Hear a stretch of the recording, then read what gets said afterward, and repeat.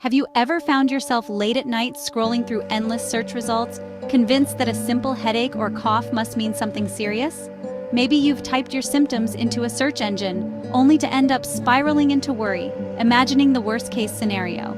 Or perhaps you go out of your way to avoid hospitals, clinics, or even doctors' offices, feeling a wave of anxiety just passing by, afraid you might catch something dangerous or unknown.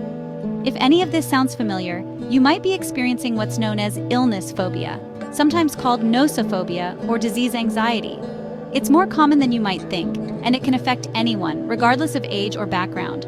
But what exactly is illness phobia, and how does it show up in daily life? Illness phobia is a persistent, often overwhelming fear of getting sick. It's not just a passing worry, it's a deep-seated anxiety that can feel impossible to shake. And I'm not just talking about being a little more cautious during cold and flu season, or washing your hands a bit more often. This is a fear so powerful that it can take over your thoughts, influence your decisions, and even disrupt your daily routines. It can make simple things, like going to work, meeting friends, or even leaving the house, feel overwhelming. Some people might find themselves constantly checking their bodies for new marks, bumps, or sensations, convinced that every little change is a sign of something serious. Others might go out of their way to avoid anything that reminds them of illness, like switching off TV shows about hospitals, leaving the room during conversations about sickness, or even steering clear of news reports about health.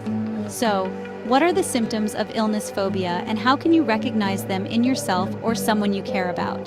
The symptoms can show up in a variety of ways, both physically and mentally, and they can be different for everyone. Physically, you might notice things like sweating, a racing heartbeat, or even shortness of breath, sometimes just from thinking about getting sick or being around others who might be unwell. Mentally, you might find yourself obsessing over every ache, pain, or strange feeling, convinced that something is seriously wrong, even when there's no real evidence. You might constantly seek reassurance from family, friends, or doctors, asking them to confirm that you're okay, or you might avoid medical professionals altogether out of fear of bad news. Crowded places can feel especially threatening, leading you to avoid public transport, busy streets, or social gatherings because you're worried about catching germs.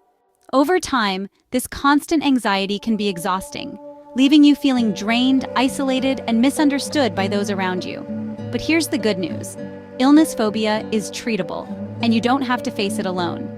One of the most effective treatments is therapy, especially cognitive behavioral therapy, or CBT. This approach helps you identify those fear-driven thoughts and teaches you practical ways to challenge and change them. In CBT, you'll learn to recognize patterns in your thinking, practice mindfulness, and develop healthier ways to cope with anxiety, so it doesn't control your life. Therapists may also use exposure therapy, where you gradually and safely face your fears, like talking about illness, reading about health, or even visiting places you usually avoid, so you can build confidence and reduce anxiety over time. For some people, especially if anxiety is severe, medication can be a helpful part of treatment. It can take the edge off the anxiety, making it easier to engage in therapy in daily life. But healing isn't just about therapy or medication. Taking care of your body and mind is just as important. Simple self-care habits, like getting enough sleep, eating nourishing foods, moving your body, and practicing relaxation techniques, can help you feel more balanced and resilient. Even small steps like going for a walk, stretching, or sharing a healthy meal with loved ones can make a big difference in your mood and outlook. Staying connected to people you trust, whether it's friends, family, or a support group, can help you feel less alone and remind you that others care about your well-being. Remember, you're not alone in this struggle. Many people experience the fear of illness, and there's a whole community out there ready to support you. So, the next time you notice yourself spiraling over a strange headache or a sneeze, take a moment to pause, breathe, and remind yourself that it's okay to feel concerned, but you don't have to let fear take over. Practice self-compassion. Remind yourself that your feelings are valid, but they don't define you. You have the strength to face your fears and move forward. And if you ever feel overwhelmed, don't hesitate to reach out for support, whether it's talking to a friend, calling a helpline, or seeking professional help. There are people who want to help, and things truly can get better. Thanks for watching, and remember to take care of yourself.